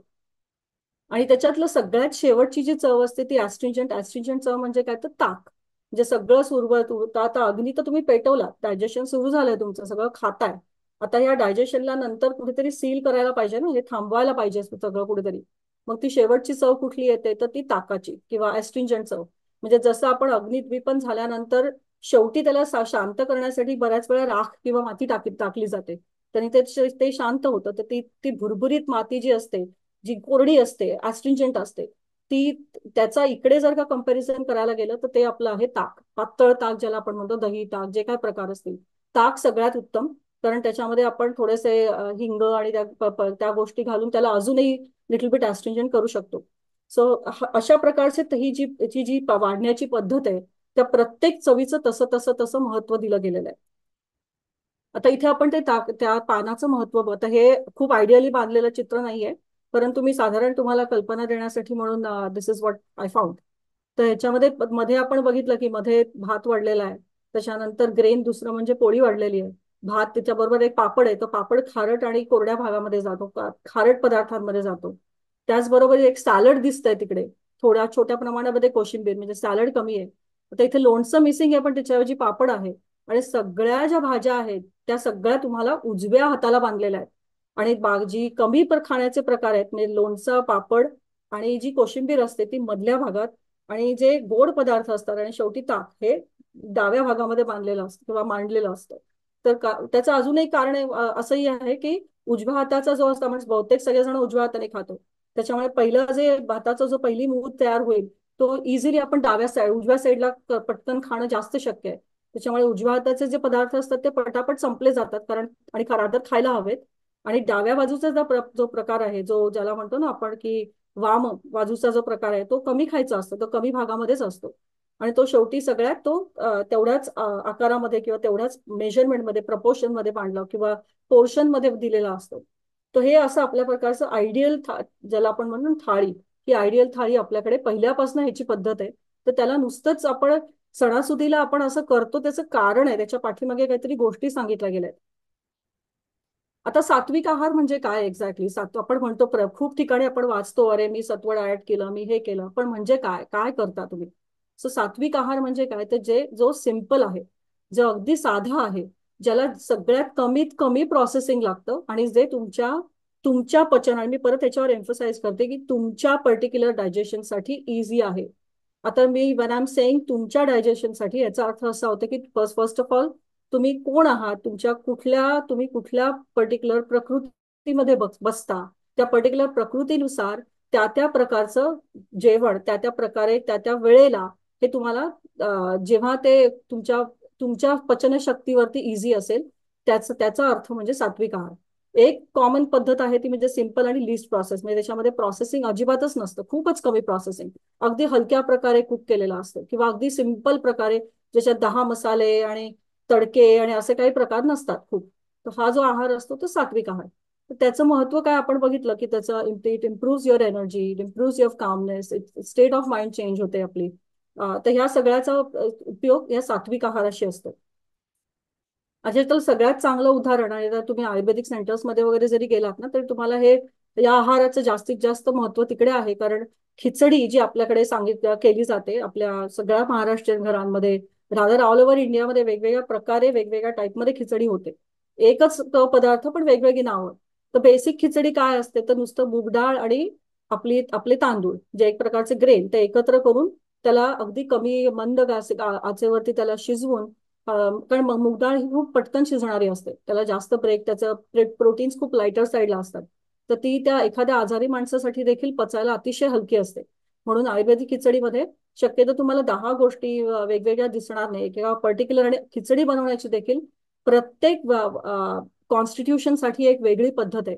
किंवा आता कॉन्स्टिट्यूशनला समजा मला बॅलन्स करायचं असेल तर ती एक वेगळी बनवण्याची की पद्धत आहे, त्यात अजून काहीतरी 4 गोष्टी मी स्पायसेसच्या रूपाने टाकेन. पित्ताच्या वेळेला स्पायसेस कमी करायचे किंवा त्याला मग कुठले स्पायसेस आवश्यक नाहीत. त्याचबरोबर कफालासाठी लागणारे, कारण कफ हे ज्याला आपण म्हणतो ना वॉटर आणि अर्थ एलिमेंट, त्याचं एकत्रीकरण आहे. मग ते ऑलरेडी कफात खूप असं मॉइस्ट असल्यानंतर त्याला कमी करण्यासाठी एक वेगळ्या प्रकारची खिचडी केली जाते. तर हे सिंपल डाएट त्या आपल्या सात्विक आहारामध्ये येतं. तसंच सगळ्या प्रकारच्या भाज्या, सगळ्या प्रकारची फळं, जेवढं तुम्हाला सिंपल जे जमिनीतनं उगतंय आणि ते आपण कमीत कमी प्रोसेसमध्ये वापरतोय, तो जो आहार आहे तो सात्विक आहार. आता राजसिक फूड मध्ये काय येतं, तर स्पायसी येतो, सॉल्टी येतं, सावर येतं. गुड फॉर बुस्टिंग एनर्जी, तर त्याचा जर का पॉझिटिव्ह पॉईंट बघायला गेलं तर ते एनर्जी बुस्टिंगसाठी खूप आवश्यक आहे. म्हणून ऍथलीट्सना वगैरे अशा प्रकारचं फूड जास्त दिलं जातं की बाबा एखाद्या गेमच्या आधी की ते एनर्जी. जसं मी म्हटलं की प्रत्येक आपल्या लाईफ सायकलमध्ये, आपल्या प्रत्येक लाईफच्या स्टेजेसमध्ये त्या त्या प्रकारच्या फूडची आवश्यकता असते. असं नाही करून चालणार की मी हे हे खाल्लंच नाहीये किंवा एका पर्टिक्युलर, आता एखादा मुलगा समजा सिव्हिअर ऍथलीट असेल आणि त्याला त्या एनर्जीची गरज असेल तर त्याला पर्टिक्युलर टाईपचं फूड देणं आवश्यक असतं. पण म्हणून मी सात्विक आहारच खाणार नाही असं नाहीये. पण त्या त्या वेळेला तो आहार त्या थोड्याशा जास्त प्रमाणामध्ये त्या परिस्थितीनुसार दिला जातो रादर, किंवा देणं थोडंसं गरजेचं असतं. पण ते जर का जास्त दिलं गेलं एक्सेस मध्ये, समजा एखाद्याला तेच खायची सवय असेल, स्पायसीच खातोय मी, सॉल्टीच खातोय मी, सावरच खातोय, मग ते ओव्हर स्टिम्युलेशन होतं, तुमची हायपर ऍक्टिव्हिटी असते आणि तो माणूस झोपू शकत नाही. शेवटी बऱ्याच वेळा ते झोप कमी होणं किंवा सतत ज्याला म्हणतो ना की मला काहीतरी करायलाच, मुंजा म्हणतो ना आपण ज्याला, झाडावरचा मुंजा, त्याला काही ना काहीतरी सतत करायचं असतं, ती एक तशी गोष्ट आहे आपल्याकडे. तर तसा तो प्रकार आहे की ते सतत तुम्हाला काही ना काहीतरी काही ना काहीतरी काही ना काहीतरी करायला लागतं. सो तो राजसिक फूड जेव्हा एक्सेस मध्ये होतं, त्याच्यामुळे ते येणारे त्याचे गुण काय म्हणतात ना, त्याचे अपोजिट कॅरेक्टरिस्टिक्स आहेत. तसंच तामसी फूडमध्ये तर तामसिक फूड म्हणजे काय, म्हणजे त्याचं कॅटेगरी कुठली, तर प्रोसेस्ड फूड ज्याला आता आजकाल टीन फूड्स आणि पॅक्ड फूड्स आणि हे जे प्रकार सगळे मिळतात जे प्रोसेस्ड असतात, आणि त्याला फर्मेंटेड फूड असतं किंवा ओव्हर राईप किंवा अंडर राईप फूड्स असतात. Alcohol is the major issues. आणि माफ करा, आय नो की खूप काय म्हणतात स्ट्रॉंग विधान करते मी, परंतु अल्कोहोलिझम हा आपल्या एकंदरीतच तिकडच्या लाईफस्टाईल मधला खूप असा एक काय म्हणतात ना, खूप अभिमानाने सांगितली जाणारी गोष्ट ठरते बऱ्याच वेळा. तर त्याच्यामुळे होणारे पुढचे परिणाम ते नंतर भोगावे लागतात. सर, एका ठराविक लेवल पर्यंत तुम्ही जर का गोष्टी त्या नीट फॉलो करत असता तर मग तुमचं शुद्धीकरण आहे त्या करत असाल तर ठीक आहे. पण त्याचं जर का ओव्हर पॉवरिंग व्हायला लागलं, नंतर त्याचं ओव्हर कन्झम्पशन ऑफ मीट आहे, पोल्ट्री आहे, फिश, अनियन्स अँड गार्लिक, तर जसं कांदा आणि लसणाची एक जसं एक मेडिसिनल महत्व आहे त्याला, आणि खरंच आहे का ते सल्फरिक कंपाऊंड्स आहेत त्याच्यामुळे ते डिटॉक्सिफिकेशनसाठी खूप उपयोगी पडणारी गोष्ट आहे. पण ते किती प्रमाणात, त्याला देखील एक प्रत्येकाचं एक प्रमाण ठरलेलं असतं की ते तेवढंच खायचं असतं. त्याच्यापेक्षा जास्त तुम्ही एक्सेस करायला गेला तर म्हणजे कुठल्याही गोष्टीचा जेव्हा अतिरेक होतो तेव्हा तिथे मातीच होणार आहे. त्याच्यामुळे it can led to the laziness, it can led to the heaviness, अशा प्रकारचे अवगुण करायला सुरुवात होते. त्याच्यामुळे जेव्हा एखादं फूड आपण कन्झ्युम करतो तेव्हा एका पर्टिक्युलर पोर्शन मध्ये खाणं आवश्यक असतं. बरं, तेवढंच नाही तर त्याचबरोबर एका पर्टिक्युलर त्याचे एक लाईफस्टाईलचे देखील एक नियम आहेत की ते कधी खावेत, कुठल्या वेळेला खावेत, कुठल्या ऋतूंमध्ये खावेत, हे देखील ठरलेलं असतं. आता समजा एखाद्याला आहार स्पिरिच्युअल सिकिंगसाठी हवाय, जसं म्हटलं ना आपण एक स्टेजेस असतात आपल्या लाईफच्या, तर आपण एका स्टेजमधनं आता माझे संपूर्ण कर्तव्य पूर्तता झालेली आहे आणि I am at the stage where I am going more towards connecting with my, मी वैश्विक एनर्जीशी कनेक्शन करण्याचा प्रयत्न करतोय हळूहळू. मी हे ट्रान्झिशन करण्याचा प्रयत्न करतोय आणि मला हे अवेअरनेस आहे की एका पर्टिक्युलर पॉईंट नंतर आता माझी वेळ येणार आहे की जिकडे मी या विश्वामध्ये लीन होणार आहे. तर अशा वेळेला जेव्हा आपण स्पिरिच्युअल सिकिंगचा प्रयत्न करतो त्यावेळेला एक सजेस्टेड फूड गाईडलाईन्स असतात की आपण कुठल्या प्रकारचा आहार घेतल्यानंतर आपलं मन शांत राहील, किंवा ज्याला आपण आता मेडिटेशनचा अर्थ काय, तर आपण आपल्याला स्वतःला ओळखायला शिकतो त्या काही काही वेळात. आता आणि खरं सांगायचं झालं तर मेडिटेशन हे आता दिलेलं मोठं नाव आहे. हे पहिल्यापासून करत गेलेल्या गोष्टी आहेत, पण त्याचं आता जरा जास्तच सगळीकडे मी मेडिटेट करतो, मी हे पण म्हणजे तुम्ही काय करता एक्झॅक्टली, काय केलं जातं. तर आपण एका ठिकाणी जेव्हा आपण बसतो किंवा काही काही लोक बसून, किंवा काही लोक ज्यांची वेगवेगळ्या पद्धती असतात, पण आपण फक्त हे what we are trying to do की आपण आतमधनं जो आपला जो महत ज्याला म्हणतो ना आपण, आपला जो सुप्रीम सुप्रीम इंटेलिजन्स आहे त्याच्याशी कनेक्ट करायचा प्रयत्न करतोय की ज्याच्या थ्रू ते दरवाजा ओपन होऊन आपण युनिव्हर्सल एनर्जीमध्ये कनेक्ट व्हायचं करू.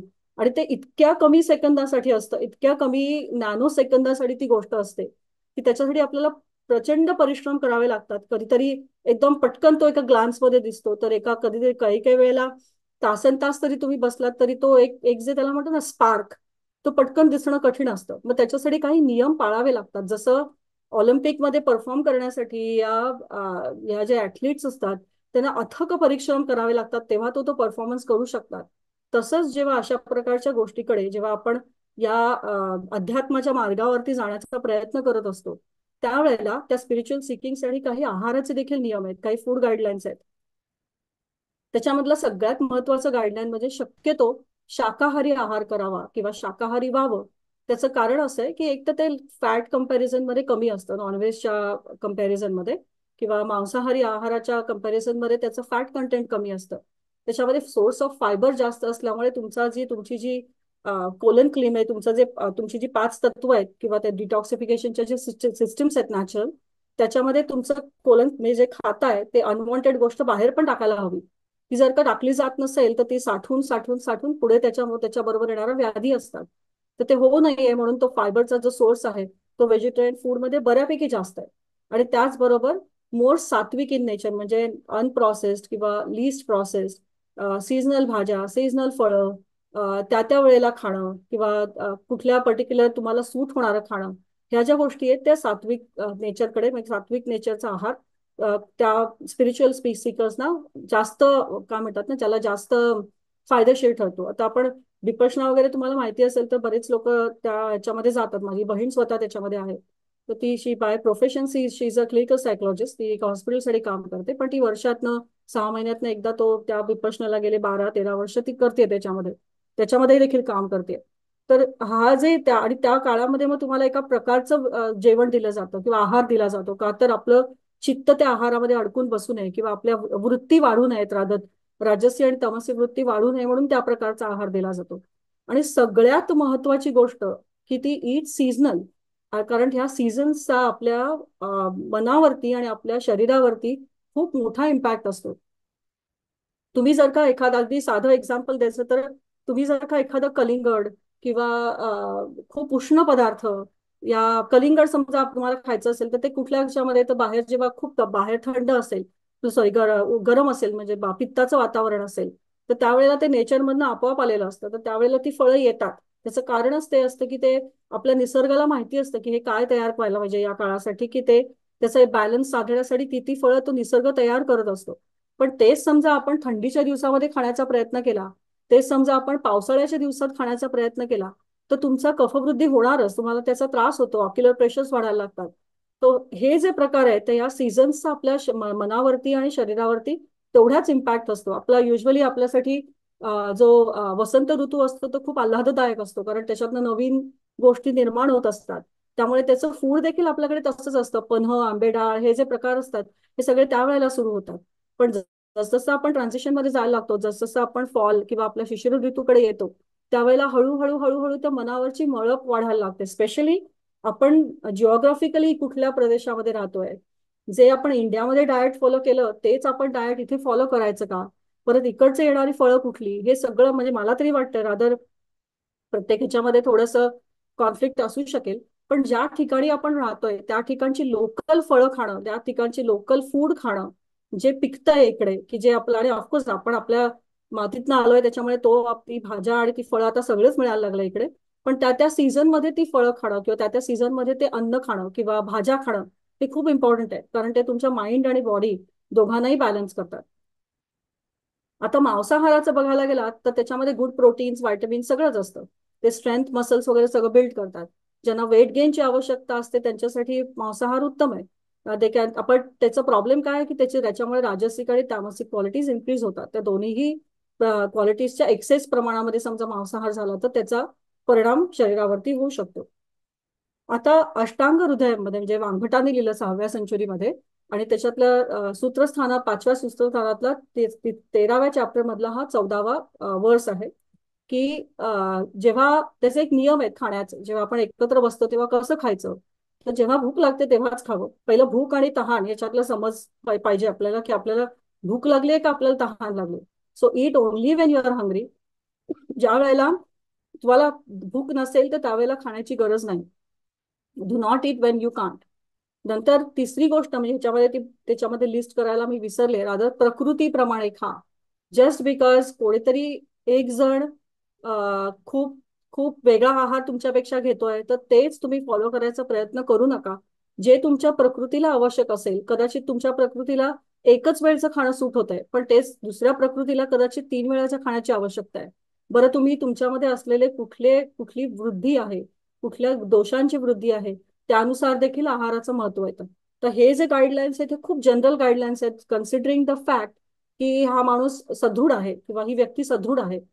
नंतर पाण्याच्या मध्ये पाणी पिण्याचे काही नियम आहेत, ते बऱ्याच ठिकाणी कॉन्फ्लिक्ट तुम्हाला सापडतील. म्हणजे इनफॅक्ट NIH मध्ये पण त्यांचे पण आर्टिकल्स आहेत, तुम्हाला दिसलं जाईल की ते आधी पाणी प्यावं नंतर पाणी प्यावं, हा जो सगळा प्रकार आहे तो आता खूप म्हणजे कॉन्ट्राडिक्टरी स्टेटमेंट्स येतात. तर ड्रिंकिंग वॉटर इन बिटवीन म्हणजे जेवणाच्या मध्ये पाणी पिणं हे जास्त फायदेशीर ठरतं, कारण ते फूड जे असतं, जे आपण अन्न खात असतो ते ते मॉइस्ट करण्याचं काम ते अन्न करतं. आणि ते ब्रेकडाऊन पण व्यवस्थित म्हणजे ते त्याला म्हणतो ना आपण छोट्या छोट्या मायक्रो गोष्टींमध्ये ब्रेकडाऊन करण्याचं काम हे ते पाणी करत असतं. आणि इट क्वेंचेस द थेस्ट, म्हणजे असं नाही की ते ग्लासभर अख्खं पाणी घेऊन मध्ये पे असं नाहीये. सिप्स ज्याला आपण म्हणतो ना तसं. मग आधी का नाही प्यायचं, तर आधी समजा पाणी प्यायलं तर तुम्ही जेव्हा तुमचा जो डायजेस्टिव्ह फायर असतो, जी तुम्हाला आपली जठराग्नी म्हणतो, ते जठराग्नी तुम्ही पाणी प्यायल्याने ते शांत करता. त्याच्यामुळे तुमचं जी भूक असते ती मरून जाऊन ती तहानमध्ये तुम्ही तहानही भागवताय. तेच तुम्ही नंतर पाणी प्यायलात तर जे आपल्याला म्हणतो ना आपण की ते आता डायजेशनची प्रोसेस चालू असते, तर ती तुम्ही कशाला ते पाणी पिऊन ती तिथे शांत होते. पण ती जेव्हा मध्ये, मग असं नाही आपण डोक्यात हाही विचार येतो की मग मध्ये मी पाणी प्यायलं तर मग डायजेशन चालू असताना ते मध्ये पाणी प्यायल्यानंतर नाही होत का. तर तसं नाही होत, कारण तोपर्यंत तो जो अग्नी असतो तो ऑलरेडी आपल्या फूडमध्ये गेलेला असतो. त्याच्यामुळे जरी पाणी प्यायला तरी त्याचा प्रादुर्भाव त्या मधल्या काळामध्ये कमी असतो, रादर दॅन बिगिनिंग आणि ॲट द एंड. नंतर जेव्हा जेवण गरम असतं तेव्हा खावं. त्याचबरोबर उभं राहून किंवा उभं राहून जी आपण म्हणतो ना बफे पद्धत आहे आजकाल, की उभं राहून हातामध्ये डिश घेऊन लोक खातात, ते देखील अत्यंत चुकीचं आहे. कारण बसण्याची जी आपली पद्धत आहे ती आपण एका मांडी घालून बसून आपण आपल्या त्या पेल्विक फ्लोअरला तिथे रेस्ट देत असतो, की जिथे तो आपला जो वायू आहे तो सुटण्यासाठी किंवा खाली नेण्यासाठी आपण ग्रॅव्हिटी बसलेलो असतो. तर ती ती जी पद्धत आहे बसण्याची त्याला पण कारण आहे. म्हणून बसून खावं नेहमी. आता सध्या तर सगळेजण टेबल खुर्च्यांवर बसतात, which is steel okay, rather than standing. आणि भराभर भराभर खाऊ नये, कारण भराभर जितकं तुम्ही खाल तेवढं तुम्हाला कळणारच नाही की तुम्हाला भूक किती लागली होती. आणि मग अरे मी खूप पटकन जेवलं, माझ्या बरोबरची 4 लोक अजून जेवतायत असा विचार करून आपण अजून जेवायचा प्रयत्न करतो. तर हा जो प्रकार आहे तो व्यवस्थित तुम्ही त्याचे नियम जर का पाळून त्या अन्न खाल्लं तर ते तुमच्या अंगी लागतं, रादर तुमचा वृद्धी होण्यासाठी त्याची आवश्यकता असते. आता आपण 3 कॅरेक्टरिस्टिक पटकन बघणार आहोत, वात, पित्त आणि कफाचं. तर वाताचं आता तुम्ही या पिक्चर मध्ये बघत असाल की छोटीशी फ्रेम असते वाताच्या लोकांची. अत्यंत क्रिएटिव्ह पर्सन असतात, अत्यंत क्रिएटिव्हिटी असते त्यांच्यामध्ये. आणि त्यांचे 2 एलिमेंट्स असतात, ते म्हणजे एअर, म्हणजे ज्याला आपण स्पेस म्हणतो ना, आकाश. आणि म्हणजे वायू आणि आकाश एकत्र केल्यानंतर जो असतो तो वात, अत्यंत चपळ, अत्यंत काय म्हणतात ना त्याला, as I said most creative person. त्यांच्याशिवाय तुमचं जग चालणं कठीण आहे. आणि त्यांच्यासाठी जी सजेस्टेड टेस्ट आहे ते कम्प्लीट बॅलन्स घेण्यासाठी ती म्हणजे गोड, आंबट आणि सॉलट म्हणजे खारट जी चव दिली जाते. आता गोड म्हणजे गोड खाणं आहे का, तर नाही. म्हणजे साखरेचं खाणं का, तर नाही. ज्याच्यामध्ये गोड रस आहे, ज्याला आपण म्हणतो ना कार्बोहायड्रेट्स आहेत, तर तो जो प्रकार आहे ते स्वीट रसामध्ये जातात. सो त्यांनी शक्यतो थोडंसं warm, moist, towards little bit heavier side असलेलं जे अन्न आहे, म्हणजे वरण भात तूप आयडियल त्यांच्यासाठी. Avoid cold and dry fruit. तर बऱ्याच लोकांना ड्रायफ्रुट्स खाण्याची सवय असते, विच इज गुड, कारण त्याच्याकडनं बऱ्याच गोष्टी येतात, पण ते किती.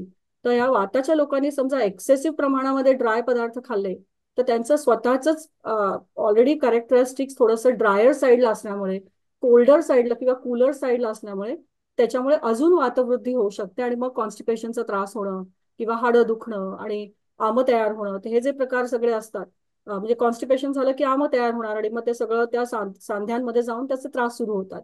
सो शक्यतो अशा प्रकारचा आहार वाताच्या लोकांनी घ्यावा. पित्त लोकांमध्ये पित्त प्रकृतीमध्ये फायर आणि वॉटर म्हणजे अग्नी आणि पाणी याचं विरुद्ध कॅरेक्टरिस्टिक्स त्यांच्यामध्ये एकत्र असतात.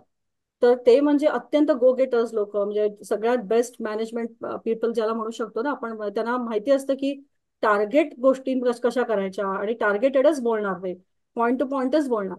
त्यांना बॅलन्स कसा साधायचा माहिती असतं. त्याच्यामुळे त्यांच्यासाठी असणारी ती जी टेस्ट आहे त्याच्यात मग स्वीट टेस्ट येते, बिटर येते आणि ऍस्ट्रिंजंट येते, कारण ते वॉटर असल्यामुळे त्याला कुठेतरी एक ड्राईंगचं नेचर म्हणतो ना ते त्यांच्यामध्ये बॅलन्स करण्यासाठी. आणि रिमेंबर त्यांच्या पित्ताचं ऑलरेडी आपण त्यांना फायर वॉटर कॉम्बिनेशन असतं.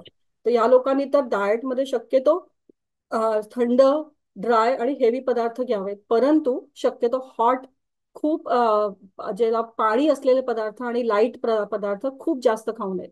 त्याचा बॅलन्स असावा. कफाच्या लोकांमध्ये अर्थ आणि वॉटर एलिमेंट एकत्र असतं. तर त्यांच्यासाठी सजेस्टेड टेस्ट कुठल्या असतात, तर पंजंट, बिटर आणि ऍस्ट्रिंजंट. म्हणजे त्याच्यामध्ये पंजंट म्हणजे तिखट चव येते, बिटर म्हणजे कडू चव येते, ऍस्ट्रिंजंट मध्ये ज्याला आपण तुरट म्हणतो अशी चव. तर अशा लोकांमध्ये सगळ्यात चांगलं म्हणायला गेलात ना तर आवळा कफाच्या लोकांसाठी, पित्ताच्या लोकांसाठी, दोघांसाठी उपयोगी पडणारी चव आहे. तर आवळ्याचं समजा साधा सिंपल आवळ्याचं ज्याला म्हणतो आपण काय मुरंबा, तो जरी रोज सकाळी त्यांनी खायला सुरुवात केली, that is also good startup. डाएटमध्ये शक्यतो वॉर्म, ड्राय आणि लाईट पदार्थ टाकावेत. शक्यतो कोल्ड आणि हेवी, ऑइली, तळलेले बिळलेले जे पदार्थ असतात ते शक्यतो कफाच्या लोकांनी प्रमाणात खावेत किंवा शक्यतो टाळावेत जर का तुमचं ऑलरेडी कफवृद्धी असेल तर.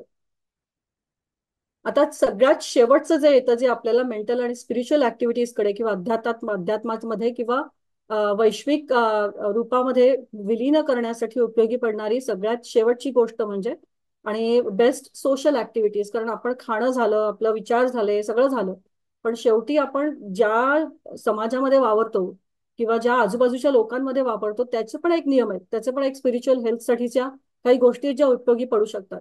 त्याच्यात तुम्ही कुठले ग्रुप जॉईन करता, तुमचे सोशल ग्रुप्स कुठले आहेत, ते काही पॉझिटिव्ह कॉजसाठी काम करतायत का, की फक्त फेम आणि काहीतरी असं मी याची रील बनवतोय त्याची रील बनवतोय असं करतोय, म्हणजे काहीतरी त्याच्यातनं गेन मिळणार आहे म्हणून ते करतायत, का त्याचा काहीतरी फायदा होणार आहे समाजाला म्हणून केला जातोय. नंतर तुमचं कॉन्ट्रीब्युशन काय आहे टुवर्ड्स कम्युनिटी, तुम्ही कुठला ऍक्ट ऑफ काइंडनेस करताय का, ते महत्वाचं आहे. त्यानंतर तुम्ही तुम्हाला देणारे जे काही तुमचं तोडकं मोडकं जे काही ज्ञान असेल, जे तुम्ही शिकला असाल, ती सर्व्हिसेस तुम्ही तुमच्या एक्सपर्टीज तुमच्या समाजाकडे आपण देणं लागतो. जसं आपण आई वडिलांचं देणं आहोत, जसं आपण आपल्या गुरूंचं देणं आहोत, तसंच आपण आपल्या समाजाचं देणं लागतो, कारण तो घडवतो आपल्याला. Rather what we are it's because of, आता मी आज तुमच्याकडे उभी आहे कारण तुमच्या ग्रुपने मला दिलेली संधी आहे ती. So that should be one of my gratitude towards you, की I should be offering that services which I no.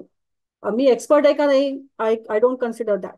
परंतु जे काही मला तोडकं मोडकं माहिती आहे ते आपल्या समाजापर्यंत जे मी शिकले आहे, जे कदाचित लोकांपर्यंत त्यांचे वेगळे कदाचित त्यांचे एक्सपर्टीज असू शकतील, तर जे मला माहिती आहे ते माझ्या बाकीच्या लोकांबरोबर शेअर करणं, ही माझं एक समाजाचं ऋण आहे, ते मी फेडणार.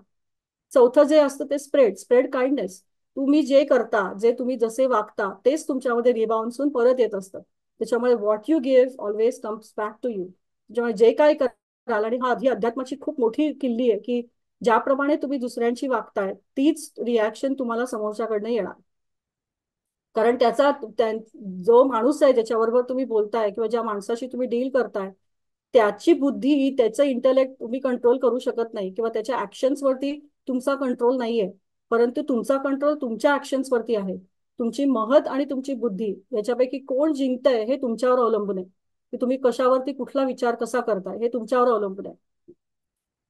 शेवटी सगळ्यात महत्वाचं, डेली मेडिटेशन प्रॅक्टिस. सत्व क्वालिटी तुमच्यातली जर का एन्हान्स करायची असेल किंवा त्याचे इम्प्रूव्हमेंट करायचे असेल, तर कितीही उशीर झाला तरी स्वतःसाठी कमीत कमी 15 ते 20 मिनिटाचं डेली, ज्याला आपण म्हणतो ध्यान पण नाही म्हणता येणार, सिम्पल मेडिटेशनची प्रोसेस, की स्वतःला ओळखायला शिका. किंवा एका ठिकाणी बसून शांत कसं व्हायचं, एवढं जरी शिकलो आपण, की स्वतःशी स्वतःचा संवाद साधता येतोय का, एवढं जरी करण्याचा प्रयत्न केला, तर that quality every two other you do it in the morning. शक्यतो मी सकाळी करते कारण मला निघताना ते जास्त उपयोगी पडतं. So everybody has their own time. तुम्ही स्वतः डिसाईड करा की तुम्हाला कधी करायचंय. ती 20 मिनिटं 15 मिनिटं जे काही जमेल, 10 मिनिटं जे काही जमेल, ते बसून एका ठिकाणी एका पर्टिक्युलर सीट वरती बसून त्या गोष्टी करायचा प्रयत्न करा, टू एन्हान्स दॅट सत्व क्वालिटी इन यू. आणि this is what I had to give you all. I hope I have not said too much, आणि it is open for the questions now. धन्यवाद अलकाताई, खूपच सुंदर झालं आजचं सेशन. आणि एकतर खूपच सुंदर मराठी शब्द ऐकले खूप दिवसांनी, फार छान वाटलं ते. लवण, काषाय, दिनचर्या. आणि दुसरं, तुम्ही कुठेही तो धागा सोडला नाही की आहारातून आपल्याला परमार्थाकडे जायचंय. तर अन्नपूर्णे सदापूर्णे शंकर प्राण वल्लभे ज्ञान वैराग्य सिद्ध्यर्थम भिक्षाम देही च पार्वती. तर हीच आपण भिक्षा आपल्या अन्नाकडून मागूया, की आम्हाला काय ज्ञान आणि वैराग्य या प्राप्तीसाठी आम्ही अन्न सेवन करत आहोत असं. आणि तो धागा तुम्ही फारच सुंदर सांधलात, आणि तुम्हाला पुन्हा आम्हाला ऐकायला नक्की नक्की आवडेल. अगदी महत आणि बुद्धीपासून सुरुवात करून तुम्ही ते अगदी म्हणजे विचार करतच होते, ते इतकं सुंदर सर्कल क्लोज केलं ते. आणि या सगळ्यांचा महत कायम जिंकू देत असं सद्गुरूंच्या चरणी प्रार्थना करूया आपण. आणि जेव्हा आपण प्रार्थना करतो त्याचं आपलं एक मीडियम असतं, माध्यम असतं भजन. तर आपण नेहमी भजन सेवा घेतो बीएमएम फिलॉसॉफी सेशन मध्ये, आणि नंतर आपण प्रश्नोत्तरांकडे वळतो. तर आज आपण आपल्या भजन सेवेकडे वळूया. आधी आज पुन्हा तत्वज्ञान, जे काही आपण करतो आहोत, आहार विहार विचार साधं नुसतं बसणं, या सगळ्याचं आपल्याला रूपांतर साधनेत करायचं आहे. आणि त्याच्यातनं आपल्याला मी कोण आहे हे ओळखायचंय. त्याच्यामुळे ही भजन सेवा, आज आपल्याकडे भजन सेवा देण्यासाठी सौ अमृता कुलकर्णी आहेत. पुन्हा वेळेला तुम्ही त्यांना याच्या आधी ऐकलेलं आहे. अतिशय आवाजात सुद्धा सात्विकता कशी असते याचं उत्तम उदाहरण म्हणजे अमृता कुलकर्णी आहे. तर आज ती आपल्या समोर परमपूज्य श्रीराम महाराज लिखित सहज सहज सुखद सहवास गुरूंचा हे भजन सादर करणार आहे. पुन्हा आपण जर शांत बसलो, आपल्या आहाराने आपल्याला ती शांतता प्राप्त करून दिली, तर आपण आपल्या सद्गुरूंच्या सहवासात सुद्धा त्या शांततेने बसू शकतो. हा विचाराचा धागा ठेवून आपण आता हे भजन ऐकूया. अमृता. तयार आहेस? जय श्रीराम. जय श्रीराम. अमृता, सुरू करूया. सहज सुखद सहवास गुरूंचा, सहज सुखद सहवास गुरूंचा, सहज सुखद सहवास. श्वासाच्या या अनुसंधानी, सहज सुलभ या योग साधनी, सहज सुलभ या योग साधनी. अखंड लयाच्या आत्मचिंतनी, अखंड लयाच्या आत्मचिंतनी. लाभे आत्मप्रकाश, सहज सुखद सहवास गुरूंचा, सहज सुखद सहवास. सोहम ब्रह्मा ची प्रचिती, निर्विकल्पता ये सुख शांती, निर्विकल्पता ये सुख शांती. नित्य निरामय ताये कांती, नित्य निरामय ताये कांती. निवांत दीप निवास, सहज सुखद सहवास गुरूंचा, सहज सुखद सहवास.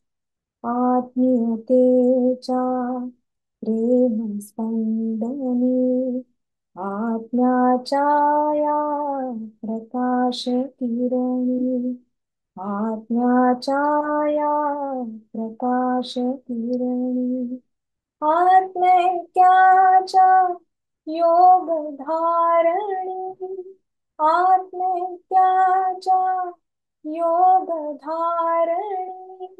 ब्रह्मानंद उल्हास, सहज सुखद सहवास गुरूंचा, सहज सुखद सहवास.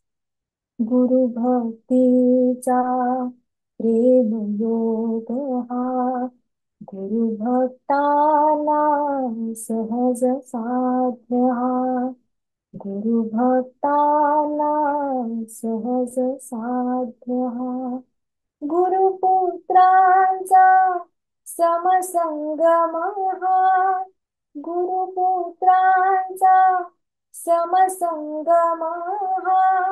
आत्मस्वरूपी ध्यास, सहज सुखद सहवास गुरूंचा, सहज सुखद सहवास. गुरु कृपेचा आत्माध्यास हा, आत्मचिंतनी गुरु सहवास, आत्मचिंतनी गुरु सहवास. गुरुचरणांकित श्रीरामास, गुरुचरणांकित श्रीरामास. सोहम ध्यानाभ्यास, सहज सुखद सहवास गुरूंचा, सहज सुखद सहवास गुरूंचा, सहज सुखद सहवास. जय श्रीराम. श्री सद्गुरुनाथ महाराज की जय. वा, अप्रतिम. आणि परमपूज्य मंगेश दादा आपल्याला अनेक सत्रातून सांगत असतात त्याप्रमाणे साधनेचे 10 मिनिटं साजरे करायचे असतील तर आपल्याला दिवसभर सात्विक वागलं पाहिजे, सात्विक विचार, सात्विक भजन, सात्विक अन्न. तर या सगळ्याचा तो एकत्रित परिणाम असतो. आपली 10 मिनिटाची 15 मिनिटाची साधना किती छान होते. तर अमृता, खूपच सुंदर झालं भजन, अगदी आजपर्यंत शांत करणारा नेहमीप्रमाणे. खूपच छान. खूप धन्यवाद. पुन्हा